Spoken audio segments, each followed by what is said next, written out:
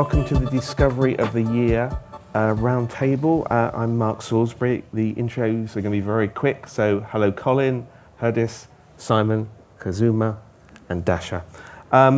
First of all, Colin, thank you for that amazing performance last night. Oh, thanks. It was extraordinary. So before we talk about the scores that you're nominated for, I would just like to do sort of breaking in stories, because you all come at film composing from different avenues. So how did you start your career, and did you always want to be a film composer? How did I start? The music, the whole of it? Yeah. I started playing when I was 9. I studied classically primarily, and was scholarshiped into that at university, though I was playing a lot of other things. So I start musically I start as a kind of like a classical prodigy kid, and that's where everything came from. And in terms of more specifically film composition, I think the first one was it was after my second solo record. A director named Alexander Moores came to me and said, "I've heard your solo music. I love your solo music, and I was wondering if you'd ever be interested in scoring film." And it just so happened that I was at that point really quite wanting to start in film, and I didn't really know how. And it was almost like simultaneously that those things, that the thoughts happened, and then Alexander reached out. So I did that, and I've continued on that path. What about you, Herdís? How did you tell me through your career briefly? Yes, so I guess I started music a little bit later than usual. I was like maybe just around 21. So I was like always studying the piano. I was a very lazy student, never really good of a piano player. I didn't really think I would have a future in music. It was a big surprise for me that I ended up there. Started writing, and I kind of guess I did like a music composition program in Iceland, and then I went kind of into the whole band scene. I was playing in bands and performing, and then I went to study in New York, and I had just like released a record with my band, and that's when I got the first phone call for an indie feature film, which kind of came, from my music. And I was like really interested in doing film scores, and I had been assisting people. I was working in Berlin for Johan Johansson, doing some short films, and then just suddenly I got another film and then another film, and kind of rolled into it. What about you, Simon? I wrote to the BBC when I was 13, said, "How do I become a record producer?" And did they reply? Yes, and they said, "Go and get a technical degree." I was going to do a music degree. So I changed and went to Manchester, which was at the time, it was the time of the Hacienda, and it was a very interesting, dynamic time in Manchester to be there. Then I went straight into studios in London, and I was a synth player. I was a synclavier programmer. My first job was working for a guy called Trevor Horn, who was a record producer at the time. And then I got persuaded to move to America and became a session musician. I was also a record producer in England, and moved. I thought, I was 23, 24, thought I knew everything.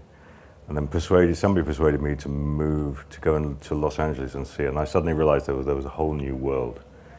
And I started being a session player in Los Angeles. And I then started doing records, and lots of records, and then that translated into doing films as a session musician, and then an arranger, and so on. And it's fair to say that I've got a lot of credits as a session player, but then I presume there's quite a history of session musicians being film composers. I'm not trying to come out myself, but Johnny Williams was a session pianist. He did okay, and Hans Zimmer was a session musician. James Newton Howell was a session musician. Howard Shore was a session musician in some ways. There's always been it's a transition path that I think I'm just following. Okay, Kazuma?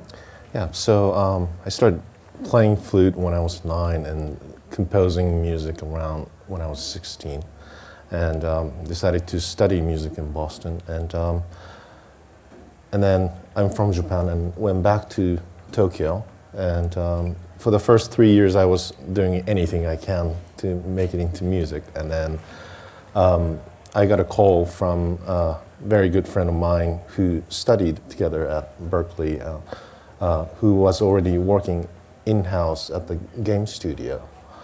She gave me a call and, hey, would you be interested in scoring games? And I declined first because I thought I didn't have a chops to do orchestral or synth scoring. And she insisted, no, we'll teach you all that, and I think you'll be really good at it, so you should give it a try. And I did my first demo for them, and luckily I got accepted. So that was back in 2006, and from that point on till 2018, I worked at the game studio called Konami in Tokyo, and then latter half I moved to Seattle to work at Microsoft's one of the studio there. So I have quite a bit of in-house experience as a game composer, and then as I graduated, I was starting to get a call to do Japanese animation, and so I sort of gradually shifted my. I haven't quit a video game or anything, but I'm sort of doing hybrid of video game and anime and film and scoring, and yeah. So since 2018, I started doing both, and I had a few opportunity to do additional music in LA, and that taught me a lot. And for this particular film we just finished, I was doing additional music for one of the Japanese animation. The music producer happens to be the same music producer for the film that's in this award.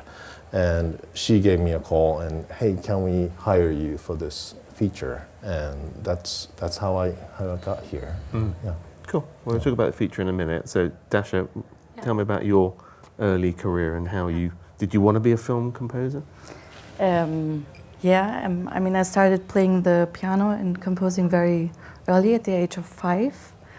And I had a very strictly classical education and had many concerts with my own pieces, but also for orchestra and chamber music.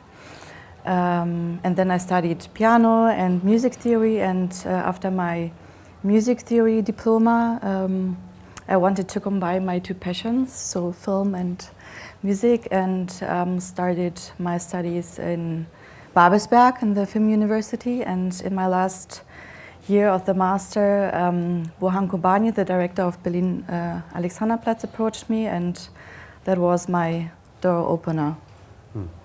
Cool.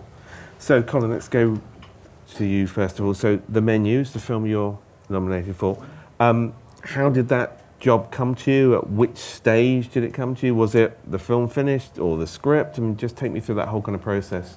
They had an edit. They had temped it. It wasn't there yet. The script was finished, obviously, because they had already filmed almost everything. And so I got the script initially before I saw any cut, and the script is perfect. It's one of those things. I've read really good scripts, and I've been really lucky with the films that I've gotten to do over the years. But two big bright spots definitely in script, just how much everything is just kind of perfectly laid out on the page and then perfectly translates to screen is Hereditary and Menu in my experience. And so as soon as I read the script, it was one of those things where I had to do it.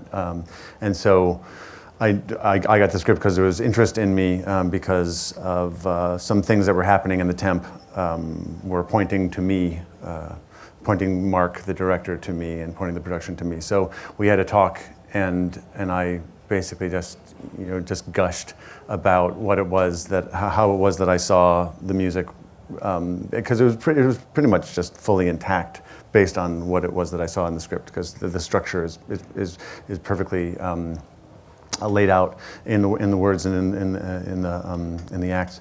And so I just told them, this is the instrumentation, this is what this is like, this is how it's probably very, very different than what you've than what you've temped up until now. But this is, I think, how this is going to work, how this is going to make this film work when right now it's not really fully doing what it can do. And they were on board, and then it was it definitely, along with Hereditary and probably a couple other films, I would say, but the menu more so than anything else. It was as perfect and as smooth and as seamless a process of from me, like from the imagining to the playing, recording, mixing, and delivering to them. I mean, virtually no notes. Just one of those things where everything was just working, and just a very, like, through and through wonderful experience. You said the temp was pointing to you. Were they using some of your music then? Yeah, they were using a lot of my music, but ironically, that was the thing that I most objected to and what I ended up doing, which was the most. I mean, I went completely against it because so in a weird way, I got the job because of the temp music that they were using, but I went completely against the temp music and did something that was very, very different from all of it, based on my own intuitions having to do with the script, and that ended up making the film right. Yeah, because Daniel Pemberton earlier said he hates when they temp to his music, because how can he beat that, basically? Oh, I was having a conversation with a composer about this. I mean, I'm sure a lot of us had this conversation, but about, you know, when we've had the opportunities to make the temp ourselves. So something like Hereditary, where I was the first one that was hired on that job. I accepted that job with Ari like 2 years before the film was even made, and so I started writing the music and making everything, like really just populating that score for, you know, a good year or more in advance. And so something like, but you rarely get that opportunity, and so you get used to the different permutations of temp. The temp that's just kind of all over the place. The temp that's very obvious and uses all the things that all the temp tends to use. You know, the bright spots. You know, there was an era where Johan was everywhere in every temp, and then now I feel like if there's temp, a lot of the time, and maybe this is what the editors, I don't know if this happens to the rest of you, but this happens to me a lot now, that if there's temp already, if I'm not coming in early enough to do it myself, the temp tends to be predominantly my music. So it's almost, I don't know if it's that they're coming to me because they're temping with my music and it all seems to make, or if it's some kind of like a, we don't want you to have to listen to the temp of others. We want you to feel comfortable with the tempo of your own music. So that, I kind of start every discussion with directors and producers in the same way, which is that don't even 9 times out of 10 I'm going to go across the temp. It doesn't matter what the temp's doing. And just like a kind of a warning, like a loaded warning. I'm going to do this. I'm going to do stuff that doesn't sound anything like what's there, regardless if it's me or anyone. And just so you know that that's about to happen. And people, if you say it out front and they know that it's coming, I mean, still sometimes they freak out, but most of the time it really just it warms the road a bit. Cool. Herdís, how did you get Knock at the Cabin, and what was it like working with M. Night? Yeah, so that he had been handed a folder of my music from a music supervisor friend of mine, which I did not know that had happened. And then I get a phone call from my agent, and she said, "Herdís, do you know who the director M. Night Shyamalan is?" And I'm like, yes, I do know who he is. And he's like, "Yeah, he wants to speak with you ASAP. You know, are you available to Zoom with him?" And I'm just like, what? Okay, yes, of course, I'm available. So we have a meeting just shortly after, and Night tells me he's such a humble and beautiful person, and he's already very nice to talk to him, and we have a good connection. And he just said, "Yeah, I just got your music, and I got so inspired that I started writing the storyboard of my next film to your music. And I would like to try to do this with you. Are you up for it?" And I was like, yes, whatever that means, I am up for it. So, and that's almost a year before they filmed the film. So I come in like, I know that I'm gonna do this very much in advance, and then they start shooting, and I meet Knight in person for the first time, and he sits down with me and he's like, all right, we're gonna try this, you know, maybe it works, maybe it doesn't, let's see. And I'm just like absolutely terrified, of course. So we talk, and Knight has a very like interesting way of working, that he does not reference composers or artists. And he said, I don't want to influence you at all in how you make the music for this film. I want you to figure it out. I never used temp, so I want you to sit down and I want you to write a suite of music for me, and let's see if I respond to it. And I'm like, okay, no pressure, you know, let's get to it. So I take like a few weeks just like really digging into the script. At that point I had not seen any footage of the film. So had he started filming? He had filmed, but there was no edit in the process. So I was like kind of chipping away week after week, like slightly terrified, you know, trying to do something cool for him. And then I meet him in Pennsylvania where he lives, and I got to see the first 30 minutes of the film.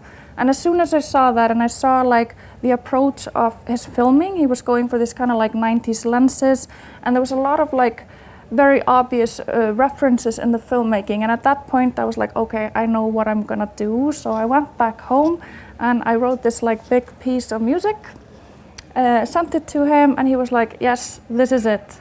This is the music for the film. So fortunately it worked out.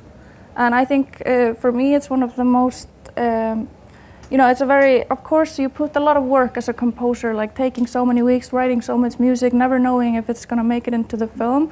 But in the end it was very rewarding, because we, you know, we already had set the tone for the film, and we already had a theme, and I had been able to dig very deep before getting into the actual scoring process. So you didn't write the score until you saw the footage there? Yeah, I had written a lot of music, but as soon as I saw the footage, I got it in a deeper way of exactly what the film would need. So then it just all came, you know, at once. Okay, cool. And you said 90s references that he was using in the film. Yeah, Did you have any references for your music? So the music, so there was a lot of like, in both the script and the story and his filmmaking, he was, I felt, you know, that was my, I don't know if I'm saying something totally wrong, and Knight is gonna be like, no, that's not how it was. But I saw and felt like an obvious nod to kind of, you know, there was a little bit of Hitchcockian vibes in the script, in the story, and in a lot of other things. So I felt that it would be very beneficial for the film, and like, you know, kind of the aesthetics of the film, to give a little nod to this, in my opinion, golden era of horror filmmaking, which is Hitchcock, Bernard Herrmann. So I took definitely some inspiration for that, but then I wanted to make something completely contemporary that would be me, and something very special for that film, but still taking inspiration from that. Cool, thank you. So Simon, you had the job of scoring the sequel to the biggest film of all time. Yeah. No pressure then. So how did that occur? Because it's your first theme, your first score rather, isn't it? Really, I mean, I had taken over the Magnificent Seven, yeah, obviously, and because you worked with James Horner. Yeah, James Horner, and I had written a couple of other another small score, a boutique score that was actually one of the reasons I think I got it, that Jim liked something I'd written on another score.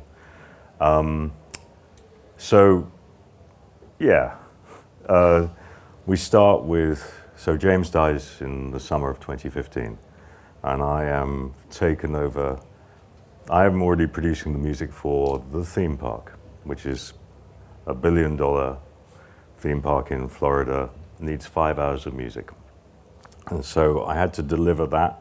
Jim and Disney said, yeah, when James dies, we were already at the start of that process, but I then had to actually produce and write the music for the park. And there's 5 hours of music that needs to be delivered, including the 2 rides. And there's obviously this presumption that who is going to have a score next. And in December of 2017, Jim says to me, come and read the scripts for 2017, December 2017, so almost 2.5 years later. He said, come read the scripts to 2, 3, and 4, and 5. And I said, because at this point there was music that needed to be written for the on-screen side of things. So there is Neytiri's song chord. In the script, the second paragraph says Neytiri sings the song chord. And she has to sing something. So I had to write a theme for her and write a lyric and a story. And there was other on-screen music, and we developed that, and we start talking. And I know, because my agent is already telling me, yeah, they're putting out this call to all the big names. That all the big names are expected to send in their reels and to Jim to choose, because that's what's going to happen. And you know that that's what's going to happen. The presumption was that a major name was going to take the score. And Jim loved what I'd done with the song chord. And by the way, what you hear on screen is Zoe singing live. It's not me pre-recording it in the studio. That's her live performance on screen that you see. And I had written that, I'd written some other pieces, and over the next year or so, I had a couple of other themes that we were talking about, and I said to him, what about this? And he was responding to that. And I'm still hearing, yes, they're talking to these people, and they're talking to that person. And then in 2020, he said, why don't you test score 30 minutes? And we're still presuming that they're going to hire somebody else, because why wouldn't they? And so I did a test score for 30 minutes of this, and then obviously COVID we were in mid-COVID, so everything gets delayed. And then he phones me up from New Zealand and said, yeah, kid, you're on the movie. And so would you like to do the movie? And so the answer, of course, is yes, because working with Jim is intoxicating. I did Titanic when I was very young. I obviously did Avatar 1, and it's challenging. There are all the things that the stories about Jim, and there's everything that you go with that, and that is part of what makes him who he is. But part of what he wanted from me was to carry things forward from Avatar 1. Obviously, I'd had a role in Avatar 1, which was the non-orchestral side, the textures, the sounds like that. And I brought those with me.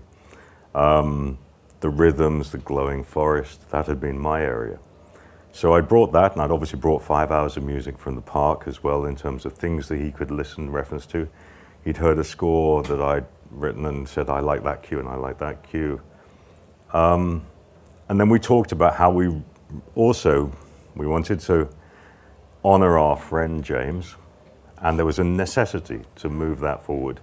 So we said, right, these are certain themes that we wanted to bring the ICU theme forward with us, but I still had 9/10 of a score that had to be written. And so we then continued from that. Wow, amazing. Dascha, why don't we go to you next? Golda, how did that job come to you, and what was the approach, and how did you work with the filmmakers? It's actually a very funny story, because the director wrote me a message via Instagram, and I just saw, okay, it's an Academy Award winner, writes to me on Instagram, and but we jumped on a Zoom call, and it turned out that he played my music from another film to certain scenes, to bring Helen Mirren into the right mood, and that's why.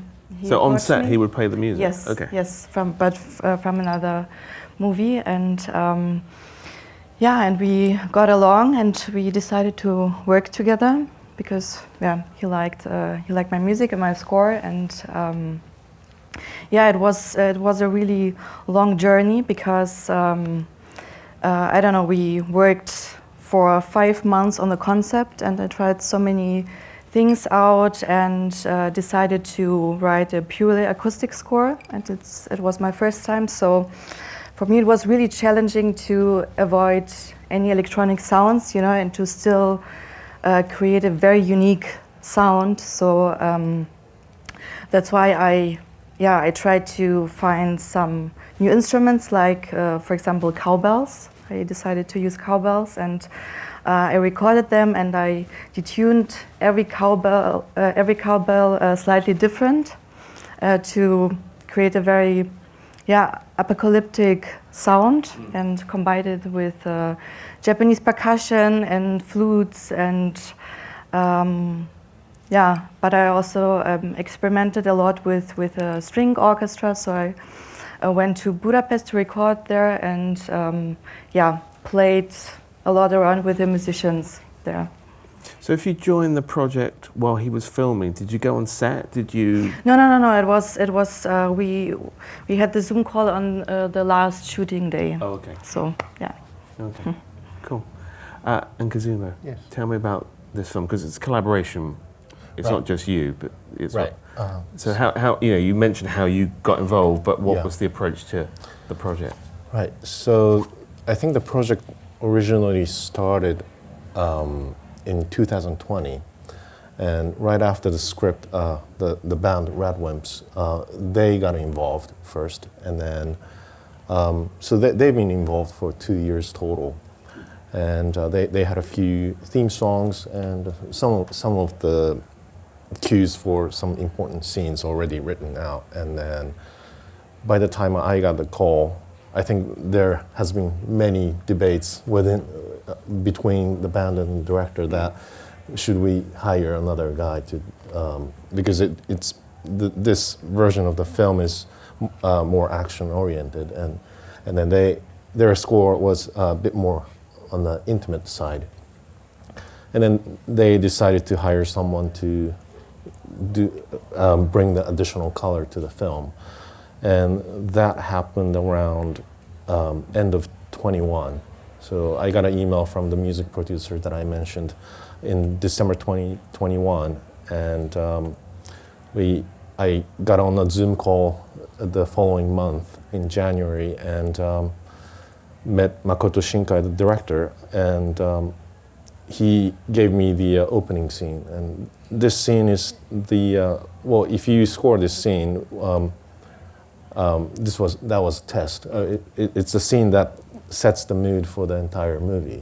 Can you write music to this scene, and we'll see where it leads. And then, so I spent about 2 weeks writing the demo, and then we did a few exchanges, and then they liked it. So I got to stay on the film project. So because it was an animated movie, it takes a lot longer. So how long were you on the project for? So we, about 6 months, actually, 9 months actually. So we recorded the whole score in August 2022. And then dubbing was, we dubbed the movie in September. So about 8 months of writing and collaborating with the band. And Cool. We're almost out of time, but before we go, just what are you working on now and next? So, Colin, what's... The thing right now I'm finishing another film for Searchlight, the people who I worked with on the menu. So this film, I don't know that it's been announced, so I don't know if I'm actually at liberty to discuss that you're working on it? I don't know that any of it has been announced because there have been massive production delays, and they continue to be now. Not on my my part, but that's what I'm working on right now. So it's a lovely and tense little movie. So it's been shot, and you're just Yeah, deep in it right now. I actually came straight from it to this, and I was like, no, like, I'm in it. I know you all feel that feeling where you're in it, and it's just you're in, you see it in every structure and every plant and it's just dancing around, and then you have to. It always feels like a little bit of an amputation to get torn away from that and thrown into something completely different. But it's in hindsight, it's been really lovely to step away from it for a second and get some a little bit of space. So now tomorrow, back. tomorrow. Herdís, what are you working on now? So I spent the year doing a record under my new like kind of solo project that is called Kongolo. So I'm just in the mixing stages right now, which has been great, you know, to get a little bit of time to do your own music after like years of film scoring. But I am starting a film early next year, and probably like also like, you know, I don't know if I can say it yet. Okay. Can you say what you're working on next, Dascha? I just finished a film that ran in Venice. It's called Tatami. It's about an Iranian judoka who's oppressed, not to fight against in Israel, with Zaramir Ibrahimi. And now I'm working on a modern adaptation of Shakespeare's Richard III with Burhan Kobani again. Yeah. Cool. Kazuma, what are you working on now? Unannounced. It's really lovely stop motion animation that I'm working on right now. I can't wait for that to be out in the world. And video game project that's been ongoing for 2 years now, and we're shipping that next year. So, yeah. And Simon, is it Avatar 3, 4, 5 that you're working on? I have got those. I just started 3 recently, but I took a sabbatical. I needed a break, so I had a few months off. So I started. I was in New Zealand a few weeks ago, and I came back and I have started 3. The other thing is I'm finishing off. This has been something that's dragging on for a while, but there's a wonderful documentary called The Badass Librarians of Timbuktu, which I have scored, and we're going to finish that off. It's a fabulous story about how these librarians in the middle of the desert, in the Saharan desert, save 50,000 manuscripts from the local ISIS who are going to destroy them, and it's a glorious story. So that's those are the 2 I've got. But Avatar is going to take up a little bit of time. I'm sure it will. Well, listen, we appreciate your time today. Please just say thank you to everybody sitting here. Thank you. Thank you very much.